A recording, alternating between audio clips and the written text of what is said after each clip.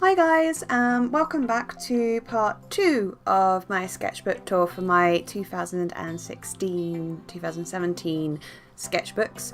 If you haven't watched part 1, I suggest you go back and watch that now because it may not make sense if you're coming in like halfway through. And now that's out of the way, we can get back on to the sketchbooks itself. So we're going to start off with my second sketchbook, which is this really nice sort of pearly green sort of colour.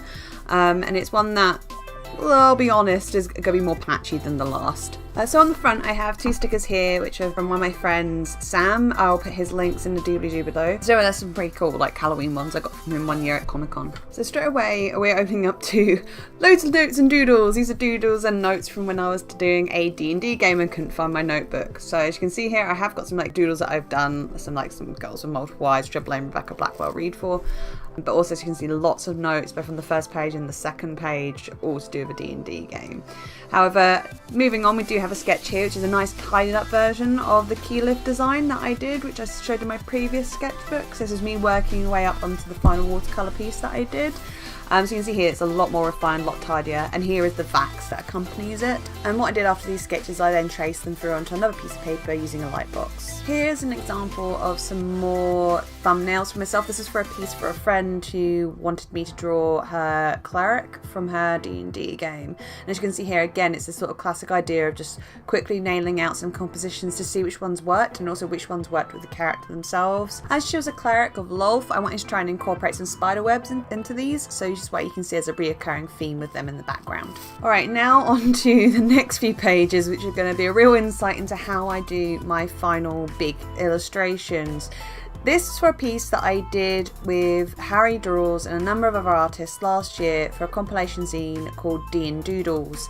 Now, I'd had this idea for this sort of illustration for a while, for about 2 years, and every time I drew it, I just couldn't nail it right. So in the end, when I decided to do it for this piece, it required me to do a lot of sort of figuring out how I wanted it to be, because I knew it was going to be very awkward sort of perspectives. And as you can see here, I did both a floor plan, side plans, and as I'm nailing out here, I even like sort of tried to put where I'd have the camera, if this was a camera angle shot, to try and get into my mind of where I wanted it to be. Like if it was a camera, where would it be placed in the room for me to get that? And that was the first place I had to start. Now these 2 pages were me again doing more perspective work for this piece, but because of I don't tend to use perspective grids and it's a weakness of mine, it took me a while to nail it out. Here are some more complicated designs because where I was working on this piece, I knew I had to turn a 2-point perspective. Now, I'd never worked in a 2-point perspective before this. People who are doing this sort of work do practice it. And it took me 2 renditions of this before I then was able to get to the final 2-point perspective that I wanted for this piece, which you can see here, which is what I then ended up using on the final digital piece. It took a while just to get the right downward angle and like looking up, but also the angle of the window in the background, because I knew that I wanted a very specific lighting. The illustration itself is from one of my NPCs from my Alexandria game, Bella. So she's a merchant. So in this piece, I placed her instead of the magician I'd originally had planned because of just the nature of her costume. I thought it'd be quite interesting, but also the background, as much as anything else, was a character to feature in it, and since she's a shopkeeper, I felt that it was a good choice to make. So after recording the footage of my sketchbook, I thought it'd be very handy just to put an image of the actual final illustration here. So this is actually how it finally turned out and how it was printed. Alright, now back to some more other sketches. So these ones again are just more tattoo designs, similar to the ones that I showed in my previous sketchbook, that I'm looking for a few characters in my comic Solatium, as one of the characters is going to have a set of magical tattoos in that as well. This is me again just trying to incorporate certain elements. So I wanted to take parts of Markham's tattoo from my D&D game, which incorporate elements of like the all-seeing eye, which is what's on here, but I wanted to incorporate some other elements, and this one down the corner of sort of the tree patterns as well. Again, it was me just trying to play around with different styles to try and begin to pin down with what I would like.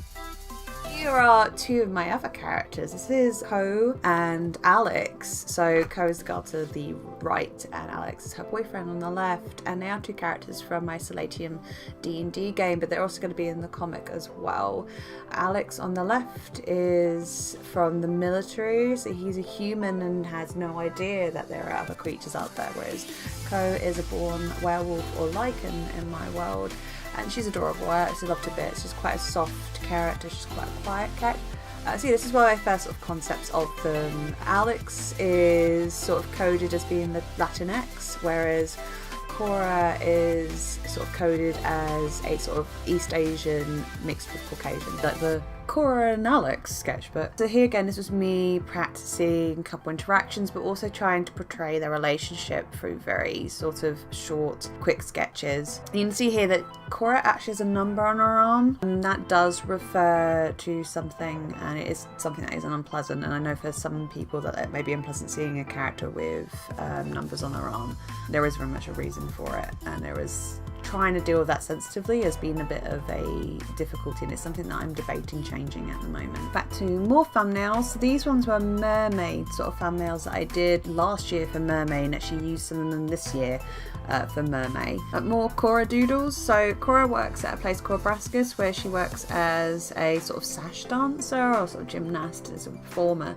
So this is me trying to doodle out sort of her costume, which is like a skin tight sort of tan nude sort of coloration, sort of spandex with sparkles, and it was just trying to sort of figure out how it would roughly look, as I was trying to keep it in line with the sort of costumes you see in things like Cirque du Soleil, but also sort of tone it down a little bit, but also not make it too sexualized, because that's not the sort of character that she is, but it needs to be practical and pretty for what she's doing. Again, this is not a finished concept, this was just me doing a very quick nailed down idea that I can go back to when I want to flesh it out a little bit more later on. Yeah, again, another Cora and Alex picture. I keep wanting to say Lucas, and Lucas is his cousin, that's why. But yeah, this was just again another try of just not as great as the others, another doodle, just see if I could figure out their interaction with each other, and just dealing out like sort of his dog tags and things like that. He's actually, whilst I said he's in the military, he's actually a military medic. He's very much about saving people, and he does have qualms himself with how the Angkor military, which is the country that he lives in, deals with certain situations as well, and that sort of comes up in the D&D game that my players are playing right now, and it also will come up with the comic that I'm doing with them in as well. But yeah, I really love these two as characters. They complement each other very well, and they're very sort of soft. It's a very cute pairing. A very, very cute pairing indeed. And unfortunately, my players at the moment are being very mean to Cora at the moment, or at least one player in particular has been a bit mean to Cora. The character has reasons for it, but it doesn't mean I have to like it very much. Mentioning about Lucas, here is Lucas and his boyfriend, Cade, which is Cora's twin brother. So yeah, it's a bit of an interesting, like, sort of thing that's going on. I think interesting, it's a bit complicated. So essentially you've got Alex, who is Lucas's cousin, and you've got Cade, who is Cora's twin brother. And you've got basically two pairings from that.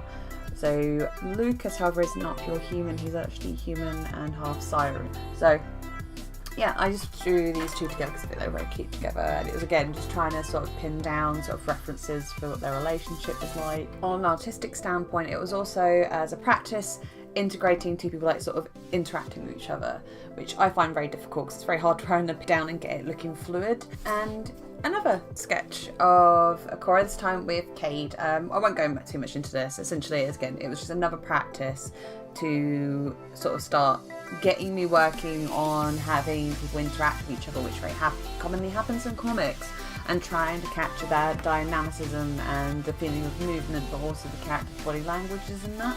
Because I think what you need to remember is actually most of what we communicate is via body language, and that can become very important when you're dealing with visual media, particularly with things such as comics, where you're trying to tell a story as quickly and concisely as possible. What we've got here is something that I try and do often, and a lot of these sketches here are quite rough, and some of them, again, I would say look rubbish, like this one to the top left. It's ones that I'm not happy with, but here was just me experimenting with trying to do facial motions that were beyond just the expressions, looking at body language to try and convey those emotions. Again, just practicing sort of getting those facial expressions, like trying to do the compression and the extension to try and make those expressions pop a little bit more. Again, like I did in my previous sketchbook, I tend to like drawing faces quite often to get that sort of differentiation, trying to avoid that same face scenario sort of thing that goes on, which I know a lot of artists struggle with. And then yet again, here we have more notes. This time I think it was more on my own game that I was running. I did some drawings, and again here at the back of my sketchbook I've just done some really rough lines of something, I'm not even sure what it was, and even more D&D notes. So yeah, that's how my rough sketchbooks go. Anyway guys, thank you for watching this sketchbook out of my sketchbook tours. I will be doing another one which I hopefully should be releasing in either a week to 2 weeks time. I'm busy over the next couple of weeks with a couple of cons. Like, I'm literally just about to go to JCon in Derby, so if I see any of you guys there, that would be great. Anyway, thank you so much for your support. And also thank you to my Patreons who have supported me again this month, and if you would like to become a Patreon, you can find the link below. Anyway, thank you guys, bye!